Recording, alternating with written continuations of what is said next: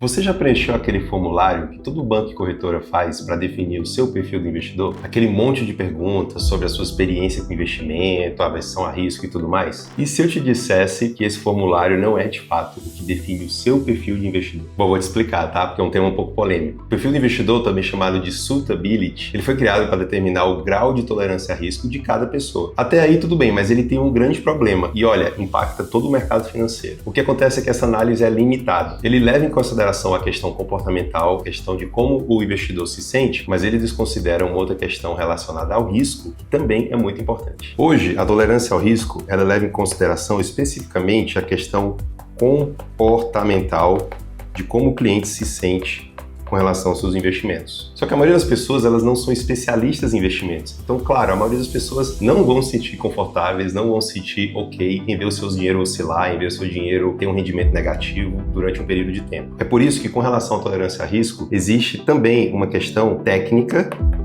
que precisa ser avaliada com relação aos investimentos do cliente. Vamos dizer que o seu perfil de investidor deu conservador, você respondeu conservador como você se sente em relação aos seus investimentos e que por isso você teria que colocar basicamente, vamos pegar um exemplo aqui, 100% do seu dinheiro em ativos com liquidez, ou seja, que você pudesse ter acesso a qualquer momento. Agora, vamos parar para pensar. Digamos que, aprofundando um pouco mais no objetivo, no planejamento financeiro desse cliente, a gente percebe que o principal objetivo desse caso aqui, desse cliente, ele quer aposentar e ele quer fazer isso daqui a 20 anos e ele gostaria de colocar todo o dinheiro dele para esse objetivo de aposentadoria. Então, se o cliente ele tem clareza de que ele quer alocar boa parte do seu dinheiro para aposentadoria daqui a 20 anos, mas no perfil de investidor dele comportamental de conservador, ele pode se entender que em alguns ativos para esse objetivo de aposentadoria, ele pode assumir um pouquinho mais de risco, porque tecnicamente falando, aqui na parte técnica, existem ativos que a longo prazo vão render mais do que ativos com liquidez. Mas o cliente precisa entender isso na prática. E muitas vezes, até os profissionais ensinam isso para o cliente, mas ensinam de uma forma muito vaga e o cliente acaba não compreendendo de fato o que significa essa diferença da tolerância ao risco comportamental da parte técnica. Então a grande solução é que o investidor precisa entender essa diferença, precisa entender que a tolerância ao risco existe a questão comportamental e a parte técnica. E os profissionais também que trabalham atendendo seus clientes na parte de investimentos precisam saber explicar isso, precisam se qualificar. Mas a grande questão é que as instituições e as empresas que hoje têm esses profissionais que atendem o seu cliente não ligam muito para isso, acham que o formulário de suitability ele é meramente um formulário a ser preenchido rapidamente, quando na verdade deveria estar sendo muito mais profundo e uma conversa muito maior com o cliente ali no início, criando um vínculo, fazendo com que de fato haja uma relação entre o profissional e o seu cliente. E ao final o cliente entender essa oscilação de investimentos de longo prazo e entender que comportamentalmente ele pode se sentir de uma forma, mas tecnicamente existem outras soluções. Você já parou a pensar qual é o seu real perfil de investidor?